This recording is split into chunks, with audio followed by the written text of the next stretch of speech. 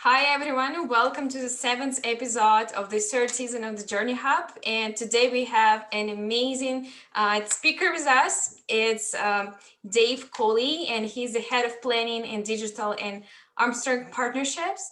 So Dave has more than 7, 8 years actually of experience in the industry, and he's proficient in so many things like strategic planning, people management, digital, social, ECRM. So today we are very excited to hear about Dave's journey in marketing and advertising industry and ask a lot of questions and have a great discussion. Thank you for joining us today. Is that my turn to go? Thank you for Thank for you. the intro. That was very nice. It Okay. all sounds about correct, I think. Give or Okay, take. awesome. Yeah, so let's start with our first question so we don't take a lot of time. So, yes, just tell us more about your journey, about your experience in the industry, and why did you choose marketing as a part of your journey? Uh, I guess it depends how far back you go. In high school, I didn't really know what I was going to do. I had some friends who were in on like a film school track, and I kind of wanted to be a screenplay writer. I thought I'd write movies and stuff. And a friend of mine got his hands on a script for some tiny Canadian TV show, and we read the script thinking we would write our own thing, and it just seemed really hard. So I kind of I paused that dream, and then I thought commercials are like little movies. I have a bunch of ideas. Maybe I can just be a copywriter instead. So I started looking for um, colleges that had advertising programs. I landed at Mohawk because it was a 3-year program instead of a two, and they had a creative and a business stream, so I get a chance to test both out. First year, I went in thinking I would be a creative person. The professors sort of set me straight and said, it's pretty competitive out there. I'm not sure that you have the chops for it. So they pushed me down the business stream, and I ended up being an account manager. I started my career at Armstrong, and I left to go to FCB for a bit. I came back, and I moved to strategy maybe 4 years ago, 5 years ago. So I most of my experience is account experience, which I've transferred to strategy. That You know, sounds amazing. And actually, we don't really have a lot of people who had dreams like this, who we spoke to. So that sounds really cool. Thank you for sharing that with us. it's quite interesting when you said that, it was from a drama script thing, and then you changed the line. It's quite a journey that you told us. And, it's been a lot of time that you moved into strategy. So talking about strategy and in terms of that, asking the second question that, you have been into the industry for more than around like 9 to 10 years now. So how do you keep yourself motivated, stay focused all the time while you're working with an agency and working across clients?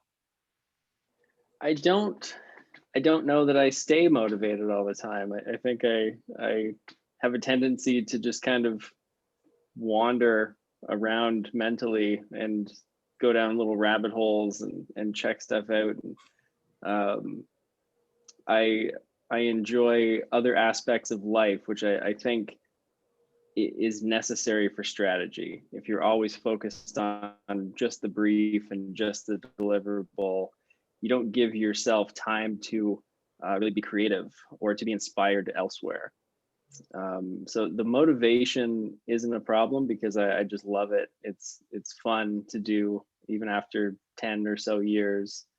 The staying focused part, I do struggle with because I get distracted easily. And that's totally understandable. I think I'm the same way sometimes. And sometimes I work in a strategy part of an agency too. And I understand sometimes how difficult it is because you can't just like turn on your creativity sometimes.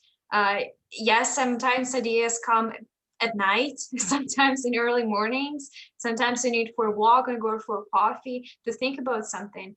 And especially right now with COVID, I think it's like really, really difficult to just stay at home and stay motivated all the time. Yeah, I'll probably butcher this, but there are studies that show you basically need to give yourself time to not think about a problem where your unconscious mind is working on it in the background. So it feels to the conscious self, it feels like you just have this epiphany, but in reality, you have been working on it on and off for the entire time since you first encountered the problem. Maybe you did a little bit of research, and then you took a break, you went out for lunch, and you started doing other jobs, and you got back into it. Eventually something hits you and you're like, oh, of course. So yeah, you need that time to really let things stir around up there.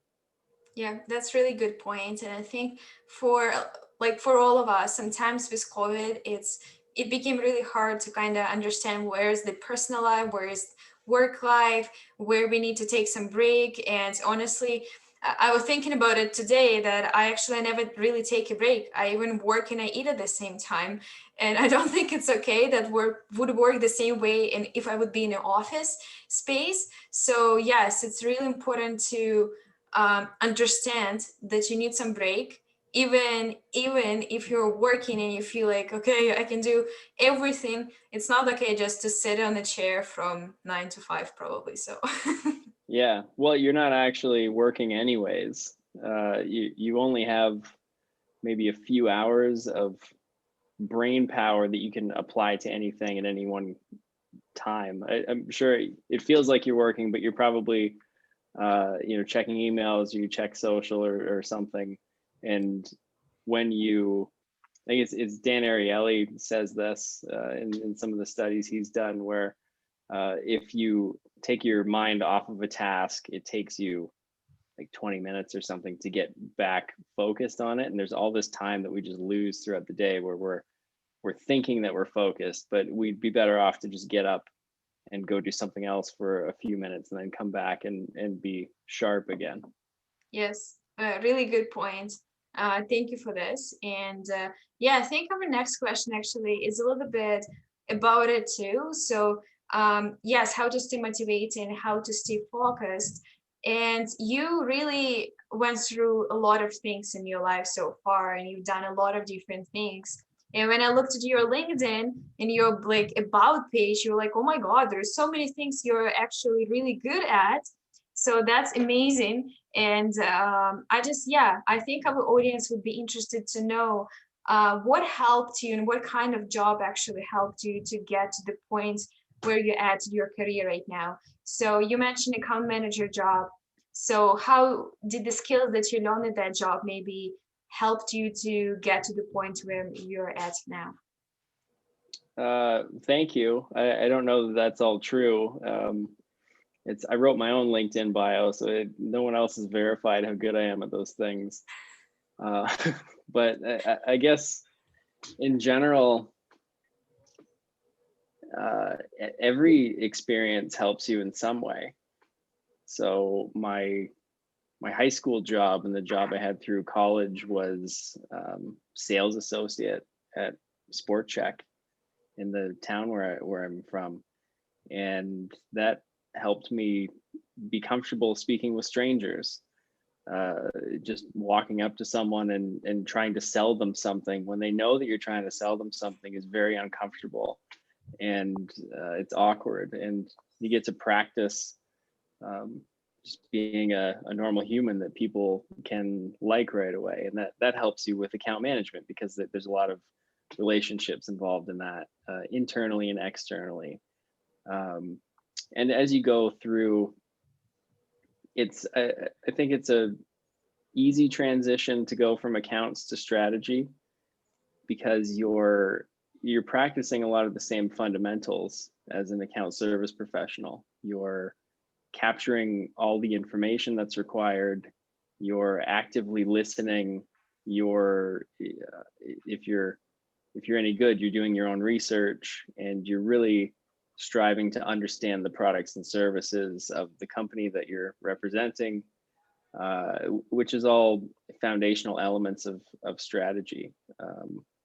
where your where you would apply your intuition or your understanding of people on the account side, that curiosity and that observation of things helps you on the strategy side as well. So everything helps if you let it and are open to it, and you can look back and um, notice those things that you experienced as positive. Yeah. Sorry. I know you wanted to give a comment, Shriyas. Just 1 second. Yeah, I just wanted to mention that's true. And actually, every person who actually sometimes reach out to me like for informational interview or something, I always suggest if you say that you don't have experience and it's not true. Like if you have a goal and you know where you want to go, you can go back to what you've done before and find the skills that you can apply to the job that you want to be at. Like if it's not like chemistry and engineering or something, but maybe some things you can take from there too. But yeah, I totally agree with this point. Thank you so much for that. Yeah, if nobody would die if you made a mistake, you don't necessarily need specialized training. You can learn that stuff. Yeah, not doctor, not person No, who does chemistry or uh, biology or something. So yeah, airplane manufacturer or something. Those are things that you need to be perfect at all the time. yeah, true. Yeah, pretty much agree. I was like active listener here, just listening to Jerry. Sorry. And there was a point that was made by Dave, so I was just following it, being an active listener. And yeah, I pretty much agree with Dave there. I myself, I have an experience in that thing. So when I started, just wanted to add on to that thing, that when I started with Amazon advertising, I was an account manager back at home. So learning from it, and in the latter half when I was leaving back India to Canada. So for like around 4 months, I was into strategy. My boss told me to come into strategy, help in in those things, because the reason that I have managed the account, I know the in and outs. So I completely agree with Dave there. You learn from the basics. If you know the basics, the ground rules, small things that a normal person won't, then only you can be into the strategy. It is nothing as such that it's a prescribed job that you'll get a strategy person, because it only comes with experience. Without that, no entry level for strategy. In my book, it's like this, because of the reason a strategy person cannot be an entry level, or you can say a year or 2 years of experience from me. That's yeah, Okay. that's true. I think um, I'm sure there are some jobs out there that are junior strategist in nature, and I've seen a few of them, but for the most part, what anecdotally what I've observed is um, you already need experience somewhere else to end up in the strategy department at an agency. And part of your job as a strategist is to um, inspire and get people to go along with what you're thinking without any real authority over them. So it's it's difficult. You have to convince them that what you're saying is correct and this is a way forward. It's rarely the only way forward. It's your best attempt at what would solve a business problem, or some kind of insight that would lead you to a amazing creative campaign. But it's you have to be believable, and people have to want to go with you. And someone with no experience would struggle with that. Just being in a room full of professional creative teams and professional developers and all that kind of stuff. So yeah, I would agree. Very much. I second everything that Dave just said. So, working in with an agency, handling so much clients. So, moving on to the next question in the same lines, I would say that like, for example, what do you like the most about working with Armstrong Partnership right now?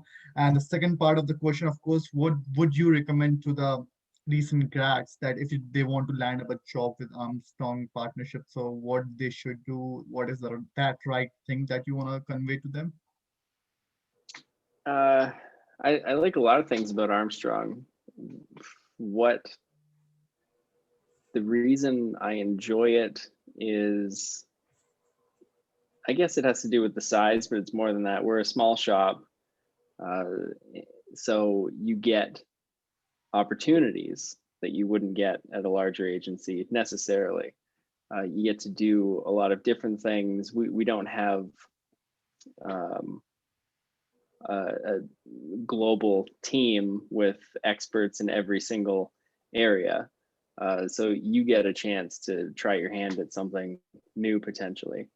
Um, at the same time, it's where we're very successful and we're good at what we do, and it's fun to be the David in the David and Goliath scenario. You know, fighting a little harder and finding different ways to make things work when you don't necessarily have all the advantages of a large network at your disposal.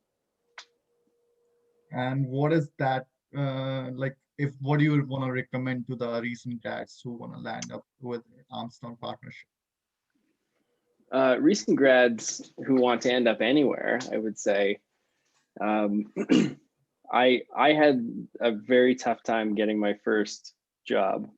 I had a tough time getting my internship. I had a tough time getting my first job.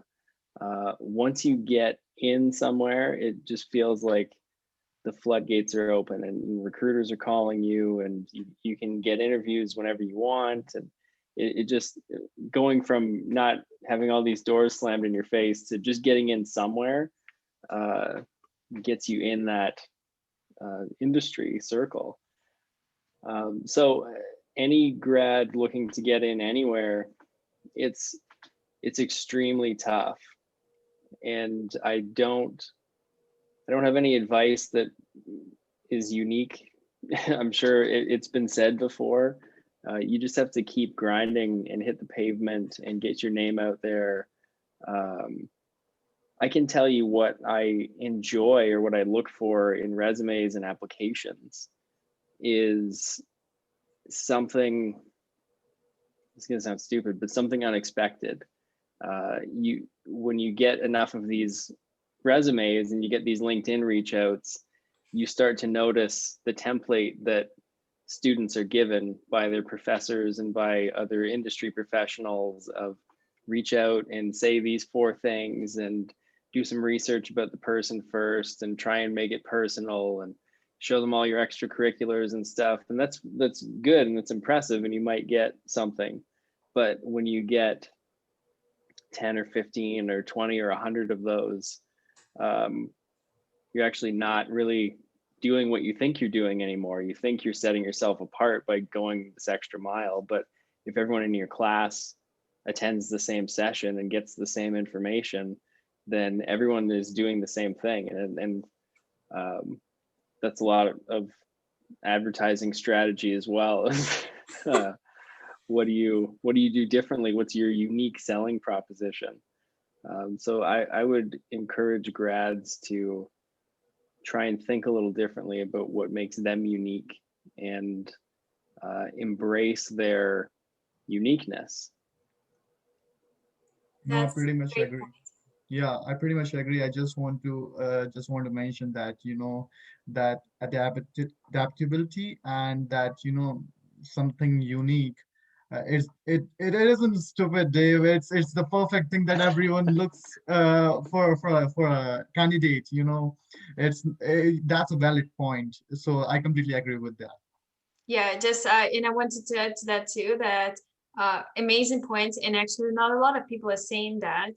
And with the time, you kind of understand that yes, you're given the same template and everything's following the same instructions, and everyone wants to pass through this ATS system or put the keywords in and have this measurable results in their resume. But in the end of the day, like we all sit at home with our PC and we have same maybe resources right now, right? It's not like I can go to actual location and meet you and talk to you and like, I don't know, showcase my skills or something. So it's really important to stand out. Actually, interesting example on LinkedIn the other day, I saw the post that the person actually sent a bill of $50,000 to an agency for one specific position. So I thought that was kind of fun. So That's funny. yeah, so I mean, this is like the way to stand out. First, the agency was like, "Oh my gosh, what is this? Like, who is this person?" And then they understood that this person really wanted like copywriting position or something. So I think it's really cool to do something like this and not to be afraid to look different, because this is probably exactly what companies are looking for right now. So okay, That's yes, clever. That's funny. it is funny. I was like, okay, that's really smart. That's really cool. So and yeah, okay, let's move quickly to our next question. I know we don't have a lot of time. Uh, as a student, as a new grad, what I usually prefer to do is to go on LinkedIn to look for companies, or you go to Indeed for the jobs. But we don't look at the company usually on their social media, or we don't really like go to their website and read a blog or something. So this is kind of my insight. What usually students do is like Indeed, LinkedIn. So what role social media plays for your company? Is this like promotional mix? And what you would recommend students to use social media for? So you are you promoting some, I don't know, some events or something, or how would you use social media to communicate with students in this case? So I'm embarrassed here because our social media presence is not very robust, and we have neglected it, and it's a little embarrassing. It's one of those things where we know we should do it, but it's never quite as important as client work, so it it takes a back seat, and we don't have a lot of extra people just hungry to do it, so it kind of gets neglected a little bit. If uh, if I were to tell you what I wished it was, I would hope it to be a window into the culture at Armstrong. I would want you to get a real sense for what it's like to either partner with us or work with us, and that would be through some amazing creative that we did or something. How I would recommend students use it is, I think the biggest thing to understand is that you are you everywhere, on Facebook, on Twitter, on LinkedIn, TikTok, Snapchat, whatever. You're yourself. And when you apply for a job, someone is going to look you up and try and find you on all these platforms. And if they like what they see, then you might get a next round interview. That said, it doesn't mean don't be yourself. That oftentimes it's a great way to get to feel like you know someone without really knowing them yet. So just no Trump hats in your pictures, but yeah, everything no, else. good point. Good point, really. And actually, I got some feedback when I was looking for my first job. I got an interview, and the person who was sitting in front of me said that they looked the social media profile of all the candidates, and they saw a lot of different things, but what they saw in my profile, they liked. So that was kind of interesting for me to know. Okay, that's what company do too. So that's good to know, I Yeah, think, for our audience too. you're always selling yourself or promoting yourself whenever you post something publicly. Yeah, that's true. Yeah, so moving on to the next question before wasting any time. So, let us, can you tell to our audience that what is the kind of, role of a portfolio of a digital marketer in the job search landscape? Sorry, you cut out there. I didn't get that question. What is the role of, or I'd say what is the portfolio for a job role for a digital marketer that you will look in the job search landscape? Uh, I don't know that I understand the question. What's the role of a? What is the role? Portfolio. So Oh, yes, sorry, a portfolio. Okay. Um, I, I I don't know. I think I'm probably in the minority here, but I don't. Uh, I don't give too much weight to portfolios unless it's a creative job, which I don't hire for. It is interesting to see, what stuff you've worked on. I find that with the portfolios that I've seen anyways, it's hard to tell what you did specifically versus, like what meetings you attended. It's cool to show me a campaign, but did you come up with the insight? Did you pitch it to the client? Were you just taking notes? Like, what was your role in there? So um, I think if it's used properly, it can be impressive and can help you stand out. But portfolio or not, resume, portfolio, LinkedIn profile, just what did you do to get to X is what I would recommend. You provide really so many unique insights that we didn't hear before. Oh my gosh, thank you for this. Really, we didn't really have any answers like this before. And I totally agree with that. And I think that for people who are sitting in front of you, probably it's important to not only just show, okay, here's my website and here's the work that I've done, but actually talk through the points of what you can do, and maybe go to HubSpot, try to create like a contact form or something, or like try to do something before you get to this interview. So yeah, thank you for this. Great point. Sure, yeah. It could mean that I'm absolutely wrong in everything that I've said so far. Nobody No, else has there's agreed no. with me. That's why it's a journey hub, because everyone's having this different journey, right? So we all have different insights here. So and probably our last question, most important question, and probably the biggest insight that you got from your career that you have a chance to share with our audience is, what kind of resources would you recommend for new grad students to look at who wants to get in like strategy or digital marketing role?